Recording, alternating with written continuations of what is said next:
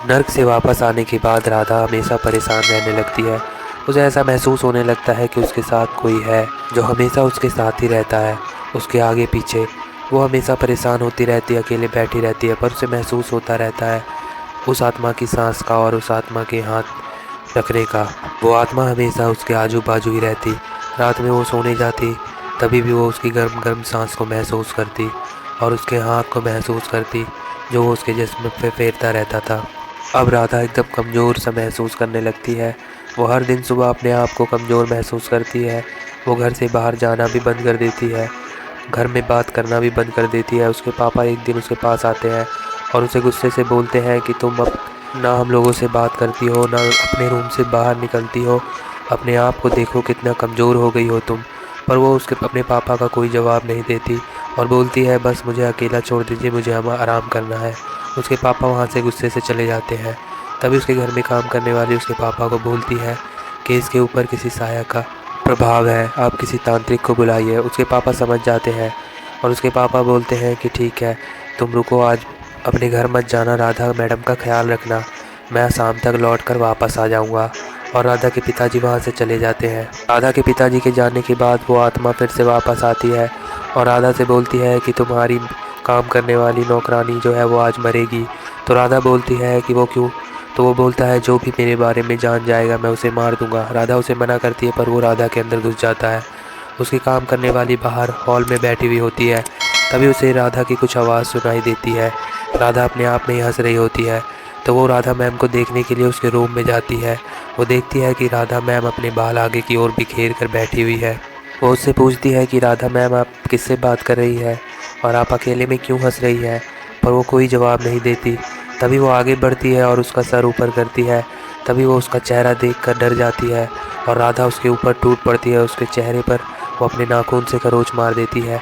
उतने में ही राधा के पिताजी गेट से अंदर आ जाते हैं।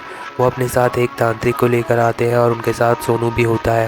राधा के पिताजी उस काम करने वाली को पकड़ लेते हैं और साइड कर लेते हैं और तभी वो तांत्रिक राधा पर गंगा जल छिड़क देता है। तभी राधा के अंदर का साया बोलता है अभी तो मैं जा रहा हूँ, पर कल अमावस की रात है, मैं इसे अपने साथ लेकर जाऊँगा। और इतना बोलकर वो काला साया वहाँ से चला जाता है। बाबा बहुत घबरा जाते हैं। वो बोलते हैं कि हमें जल्दी ही कुछ करना पड़ेगा वरना बहुत देर हो जाएगी।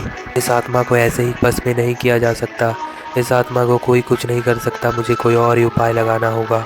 और वो सोनू की तरफ देखते हैं। राधा अपने बिस्तर पर लेटी हुई होती है। उसके पापा की नज़र बार बार घड़ी पर होती है क्योंकि रात के 12 बजने वाले होते हैं। उसके पापा काफ़ी घबराए हुए होते हैं। तभी तांत्रिक बाबा अपने सामने सोनू को बैठाए हुए रहते हैं। वो सोनू को फिर से उसी दुनिया में भेज रहे होते हैं और इस बार वो अकेला जा रहा होता है, इस वजह से उसके साथ एक आत्मा वापस लौटने में साथ आएगी। तो सोनू उसकी दोस्त राधा की दोस्त सिमरन को लेकर वापस जाने के लिए तैयार हो जाता है। उसकी जान को खतरा भी होता है। बाबा उसे भेज देते हैं। वो उस दुनिया में चला जाता है और सिमरन को आवाज़ लगाने लगता है। फिर से उस दुनिया में अजीब अजीब सी जानवरों की आवाज़ें और आत्माओं की रोने की आवाज़ आने लगती है। सोनू डरता हुआ धीरे धीरे आगे बढ़ रहा होता है। उसे राधा को बचाना होता है। उसके आसपास काला साया घूमता रहता है। वो अपने आसपास साया को आते जाते हुए देखता रहता है पर हिम्मत करके आगे बढ़ता है। फिर सिमरन उसे उसी जगह पर बैठी हुई मिलती है। वो सिमरन को आवाज़ देता है और उसे बोलता है कि तुम्हारी दोस्त की जान खतरे में है, तुम ही उसे बचा सकती हो। और इधर वो तांत्रिक बाबा उस राधा के पिताजी को समझाते हैं कि सोनू को मैंने सिमरन की आत्मा को लाने के लिए भेज दिया है। उस आत्मा को हम सब अपने बस में नहीं कर सकते। उस आत्मा को एक आत्मा ही अपने साथ वापस अपनी दुनिया में ले जा सकती है।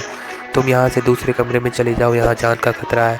वो उसके पिताजी को चला देते हैं और राधा के ऊपर ओम वाले लॉकेट को रखते हैं।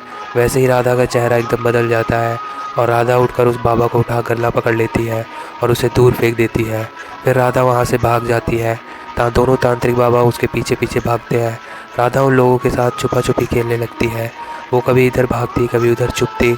वो इधर उधर छुपना शुरू कर देती है। दोनों तांत्रिक बाबा इधर उधर घूम रहे होते हैं।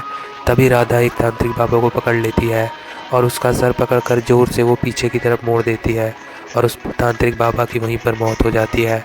राधा बहुत ज़ोर ज़ोर से अब हंसने लगती है। तभी राधा अब दूसरे तांत्रिक बाबा की तरफ बढ़ने लगती है। वो अपने मन में मंत्र पढ़ते जाते हैं, मंत्र को नहीं रोकते। तभी उसके पास सोनू आ जाता है और वो उसे रोक देता है।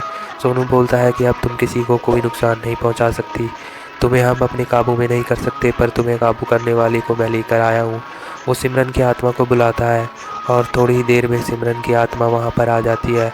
वो बोलता है ये उसी दुनिया की आत्मा है, ये तुम्हें अपने साथ लेकर जाएगी। और सिमरन जाकर राधा का गला पकड़ लेती है और उस आत्मा को बोलती है कि तुम चलो मेरे साथ अपनी दुनिया में, इस दुनिया को छोड़ दो। और तभी राधा बेहोश होकर गिर जाती है और वो आत्मा का गला सिमरन पकड़ के रहती है।